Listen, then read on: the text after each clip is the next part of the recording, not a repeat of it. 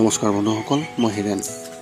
আজি মই আপোনালোকক এই ভিডিঅ'টোৰ জৰিয়তে এই 2024 বৰ্ষৰ মে' মাহটোত কৰ্কট ৰাশি ব্যক্তিসকলৰ কেনেদৰে পাৰ হ'ব তাৰে সম্পূৰ্ণ বিৱৰণ মই আপোনালোকক এই ভিডিঅ'টোৰ জৰিয়তে আগবঢ়াইছোঁ। প্ৰথমে মোৰ চেনেলটো আপোনালোকে ছাবস্ক্ৰাইব কৰি ল'ব, যাতে মোৰ পিছৰ ভিডিঅ'বিলাক আপোনালোকে সহজে লাভ কৰিব পাৰে। লগতে মোৰ ভিডিঅ' যদি ভাল লাগে তেন্তে লাইক আৰু শ্বেয়াৰ কৰিব, কমেণ্ট কৰি আপোনালোকৰ মনোভাৱ প্ৰকাশ কৰিব। এতিয়া সমল বিষয়লৈ। কৰ্কট ৰাশি ব্যক্তিসকলৰ এই মে' মাহটোত এওঁলোকৰ পাৰিবাৰিক জীৱনৰ ক্ষেত্ৰত এনেধৰণৰ। এই মাহটোৱে আপোনাৰ পৰিয়ালত সুখ আৰু শান্তি আনিব আৰু সকলো সদস্যৰ মাজত পাৰস্পৰিক সহযোগিতা বৃদ্ধি কৰিব পাৰে। এই সময়ছোৱাত আপোনাৰ ঘৰত পূজা বা এনে কোনো বিশেষ এটা কাৰ্যসূচী থাকিব পাৰে, যাৰ বাবে সকলোৰে মনোযোগ ইয়াৰ প্ৰতি থাকিব।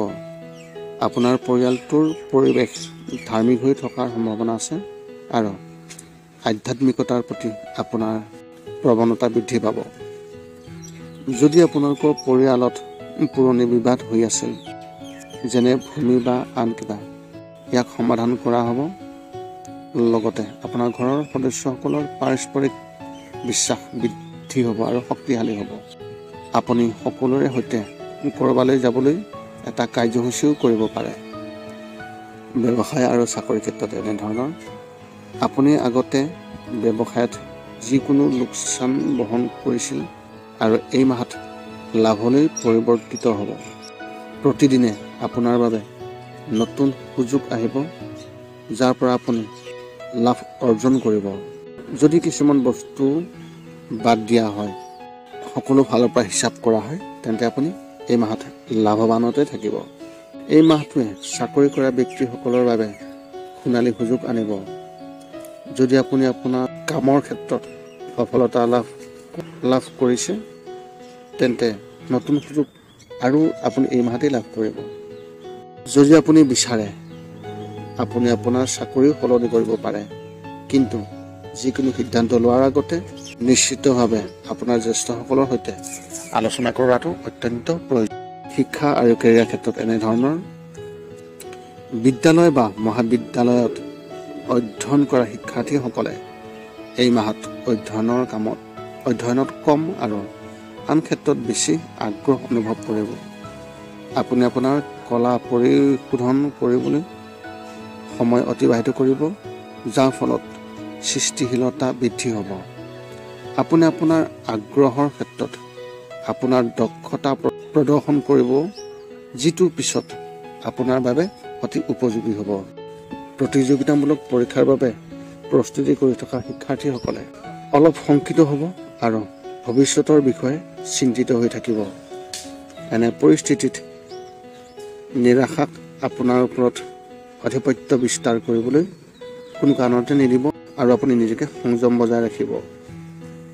মহাবিদ্যালয়ত পঢ়ি থকা শিক্ষাৰ্থীসকলে তেওঁলোকৰ সহপাঠীৰ পৰা সম্পূৰ্ণৰূপে সমৰ্থন পাব। প্ৰেমৰ ক্ষেত্ৰত এনেধৰণৰ। বিবাহিত ব্যক্তিসকলে এই মাহত তেওঁলোকৰ সঙ্গীক সময় দিব, যাৰ ফলত দুয়োৰে মাজত পাৰস্পৰিক সম্পৰ্ক শক্তিশালী হ'ব। আপুনি আপোনাৰ পত্নীৰ সম্পূৰ্ণ সমৰ্থন পাব আৰু কিছুমান বিষয়ৰ বিষয়ে দুয়োৰে মাজত পাৰস্পৰিক পাৰ্থক্য থাকিব, কিন্তু সেইটো সোনকালে সমাধান কৰা হ'ব।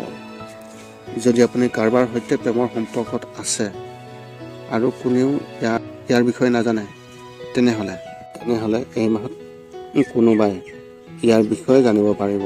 তেওঁলোকে আপোনাৰ প্ৰেমৰ সম্পৰ্কত বিশেষ টেঙাৰ সৃষ্টি কৰিবলৈ চেষ্টা কৰিব। গতিকে আগতীয়াকৈ ইয়াৰ বিষয়ে সতৰ্ক হ'ব আৰু কিবা ভুল কৰাৰ পৰা নিজকে আঁতৰাই ৰাখিব। স্বাস্থ্যৰ ক্ষেত্ৰত এনেধৰণৰ।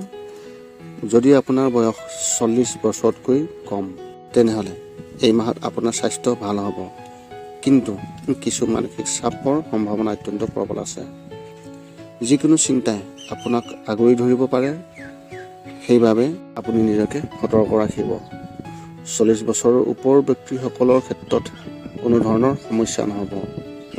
মাহৰ তৃতীয় সপ্তাহত চকুৰ সৈতে সম্পৰ্কিত সমস্যাৰ সৃষ্টি কৰিব পাৰে। এনে পৰিস্থিতিত চিকিৎসকৰ ওচৰলৈ যাওক আৰু নিজে কোনো চিকিৎসা কৰা পৰিহাৰ কৰক। যদি আপোনাৰ ইতিমধ্যে চকু ৰোগ আছে, আপুনি যিমান পাৰে সিমান সোনকালে আপুনি ইয়াক পৰীক্ষা অতি সোনকালে কৰাই লওক আৰু আগতীয়াকৈ সম্পন্ন কৰক, যাতে পিছত কোনো সমস্যা নহয়। আপোনাৰ এই মাহত শুভ সংখ্যা হিচাপে 6 আৰু শুভ ৰং হিচাপে আপুনি এই মাহত হালধীয়া ৰং ব্যৱহাৰ কৰিব পাৰে।